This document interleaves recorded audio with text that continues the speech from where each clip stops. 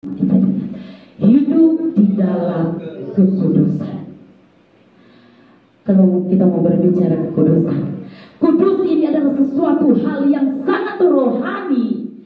Kekudusan ini sesuatu hal yang sangat melekat dengan pribadi Kristus, saudara. Kristus, firman Tuhan mencatat, Dia adalah Allah yang kudus. Makanya pembacaan Alkitab kita di pagi hari ini menjelaskan, mengatakan bahwa sebab ada tertulis, kuduslah kamu, sebab aku, yaitu Tuhan, kudus.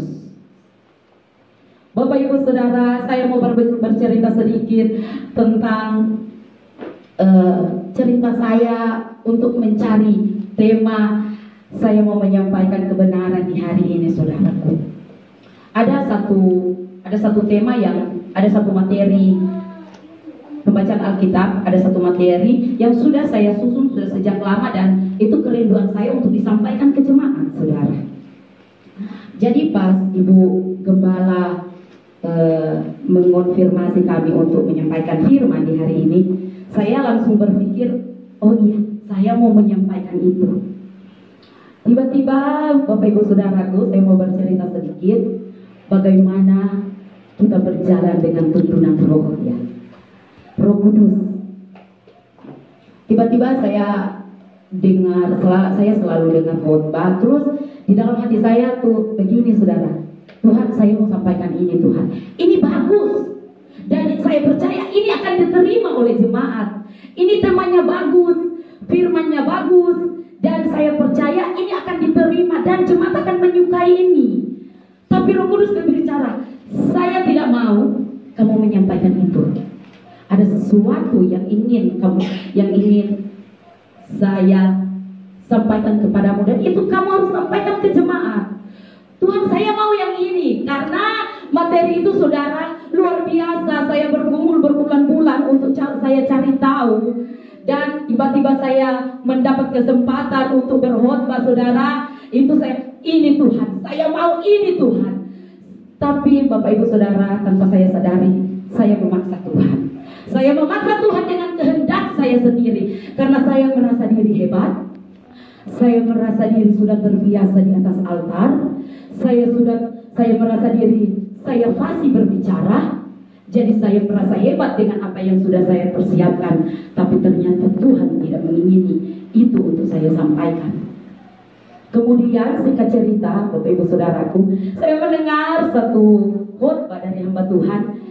Khotbah yang dia sampaikan itu seperti menampar saya, saudara.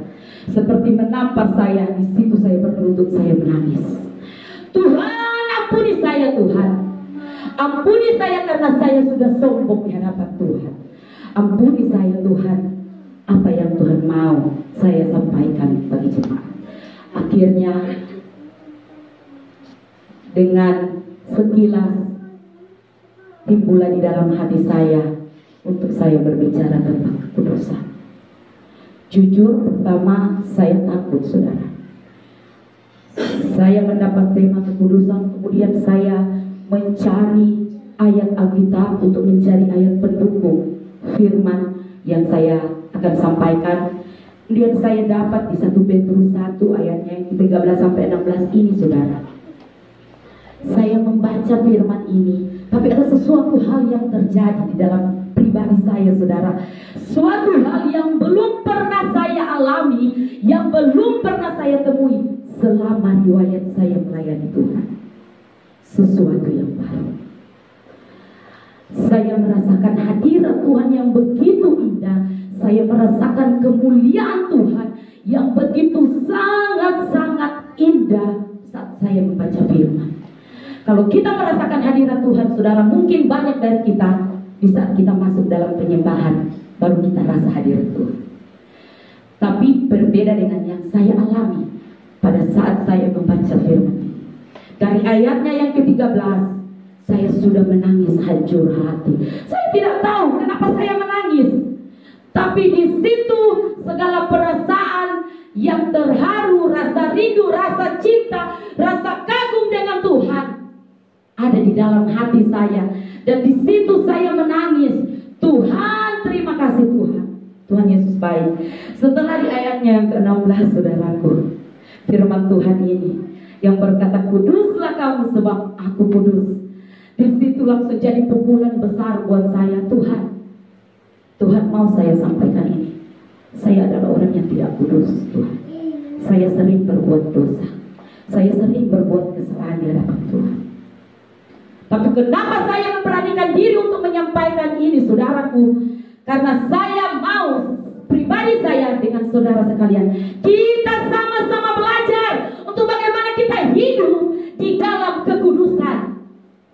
Sebab tanpa kekudusan, firman Tuhan berkata, tidak ada satupun dari kita yang dapat melihat Allah. Berbicara tentang kekudusan Tuhan, Bapak Ibu Saudaraku, sungguh luar biasa. Bagaimana setelah kita diselamatkan oleh Tuhan, dan itu kita peringati beberapa hari yang lalu. Setelah kita diselamatkan, kita sudah ditebus dan kita sudah dibayar lunas oleh Tuhan. Setiap hari kita mengalami pengudusan demi pengudusan, karena tidak selalu kita itu kudus, tapi Tuhan selalu menguduskan kita. Itu kontinu, berkesinambungan. Tidak pernah putus-putusnya Tuhan menguduskan kita dari hari ke hari, dari detik per detik, setiap saat. Tuhan selalu memurnikan kita, Tuhan selalu menguduskan kita, saudara. Kudus dari bahasa Ibrani yaitu kadosh, yang artinya naik lebih tinggi dan yang dipisahkan. Kemudian dari bahasa Alkitab yaitu kat ebuh, yang artinya di atas rata-rata. Ini Bapak Ibu Saudara, kudus atau kekudusan itu yang Tuhan mau.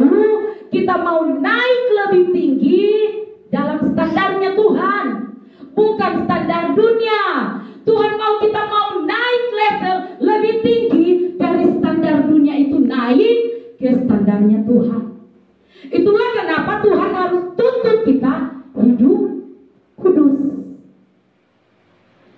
Saudaraku, kalau kita mau berbicara tentang hidup kudus, mungkin banyak dari antara kita yang bilang, mau hidup kudus itu susahnya minta ampun.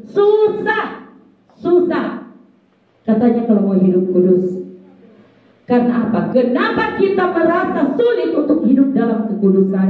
Karena kita terlalu nyaman dengan daging.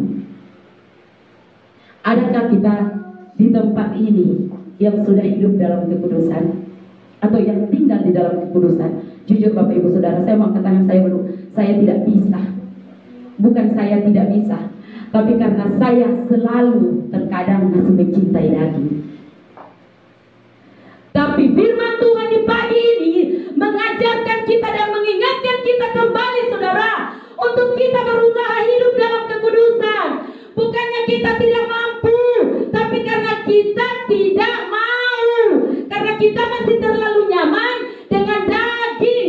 Makanya kita berstatement bahwa kita itu tidak mampu hidup dalam kekudusan. Tetapi kita tidak tahu bahwa di saat kita berkomitmen, kita mau hidup dalam kekudusan, Dia Allah yang powerful akan memampukan kita untuk kita hidup dalam kekudusan. Dia Tuhan Allah yang ilahi, Dia yang akan memberikan kita spirit, saudara, yang akan memberikan kita kemampuan untuk kita hidup dalam kekudusan. Karena kita punya Allah yang maha mampu, kita punya Allah yang maha tahu, kita punya Allah yang maha dahsyat. Allah kita bukan Allah yang mati. Allah kita itu Allah yang hidup. Allah kita itu Allah yang dahsyat.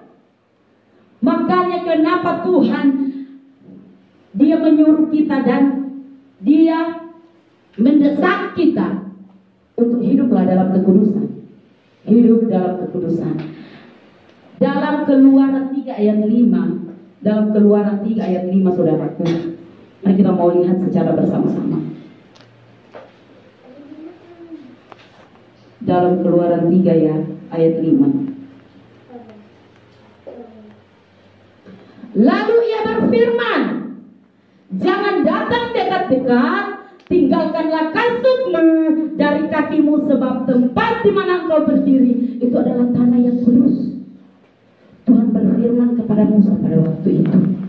Tuhan ini adalah pribadi yang sangat mencintai kekudusan, karena kekudusan itu melekat dengan pribadi Kristus.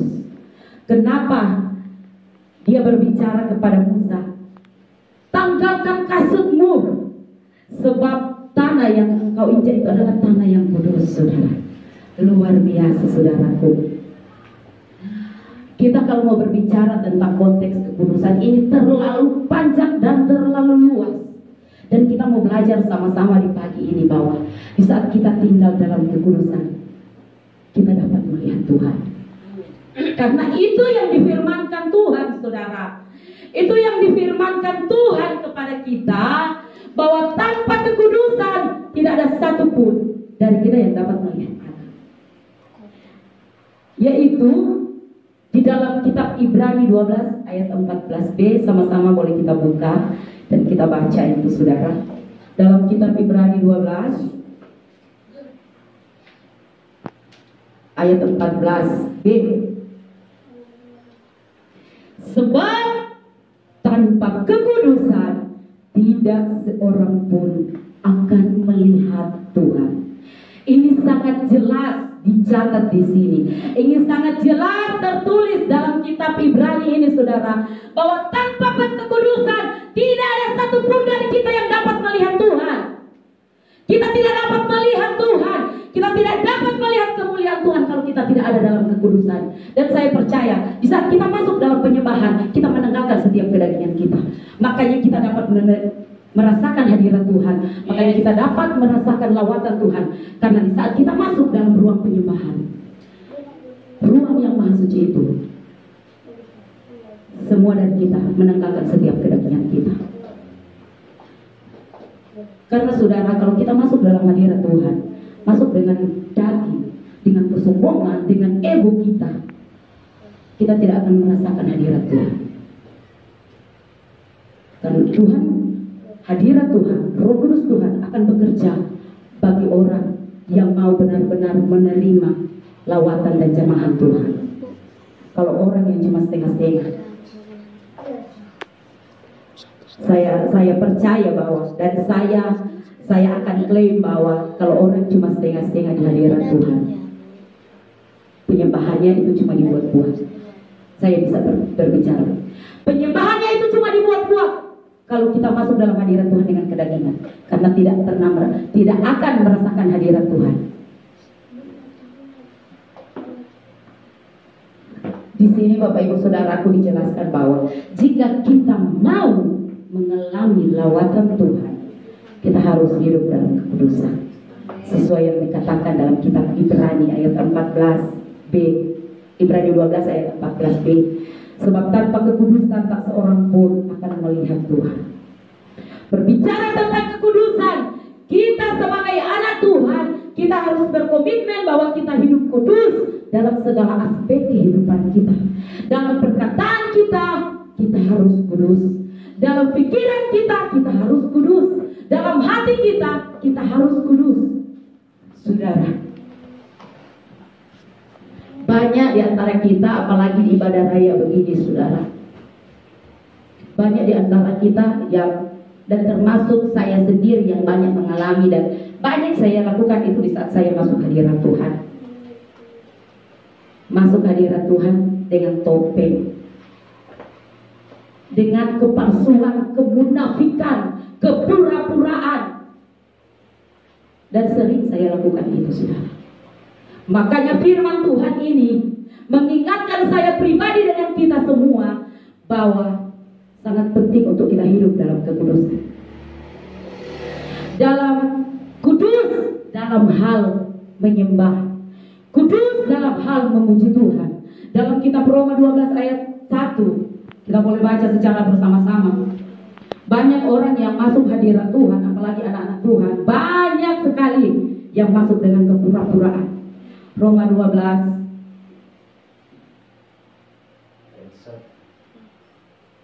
ayat 1. Karena kita mempunyai banyak saksi, baik bagaikan awan yang mengelilingi kita. Marilah kita meninggalkan semua beban dan dosa yang begitu merintangi kita, dan berlomba dengan tekun dalam perlombaan yang diwajibkan bagi kita. Roma 12 ayat 1. Roma 12 ayat 1. Karena itu saudara-saudara, demi kemurahan Allah aku menasihatkan kamu, supaya kamu mempersembahkan tubuhmu sebagai persembahan yang apa? Hidup, yang kudus, dan yang berkenan kepada Allah. Kata firman Tuhan di sini apa? Itu adalah ibadahmu yang sejati. Saat kita masuk dalam hadirat Tuhan, Tuhan mau kita masuk itu dalam kekudusan, saudara. Bukan dalam kepura-puraan. Tuhan mau kita kudus. Tuhan mau kita bawa hidup kita itu sebagai persembahan yang hidup, kudus, berkenan kepada Allah. Kata firman di sini, itulah ibadahmu yang sejati. Mari, siapa yang mau berkomitmen hari ini? Kita mau hidup dalam kekudusan. Berani berkomitmen? Anak Tuhan jangan pernah takut, karena ada Tuhan yang akan memampukan setiap kita. Di saat kita mau berkomitmen, di saat kita mau bangun komit dengan Tuhan, saudara, luar biasa Tuhan akan bekerja bagi setiap pribadi kita. Kemudian di saat kita mau berbicara tentang kudus dalam penyembahan, kadang menyembahnya luar biasa, saudara. Ada orang yang melihat dengan mata jasmani itu, wah penyembahannya itu luar biasa, aduh dia ada jemaat Tuhan. Tapi menyembah begini, pikiran ada di cucian, pikiran ada di setoran. Dan itu tidak bisa dipungkiri ya saudara. Saya sering mengalami itu. Kenapa firman Tuhan? Kenapa Tuhan selalu menyuruh kita, bahkan Tuhan mau kita untuk hidup dalam kekudusan, apalagi dalam penyembahan. Di saat kita mau tarik hadirat Tuhan, di saat kita mau undang Roh Kudus bekerja bagi setiap kita, kita harus ada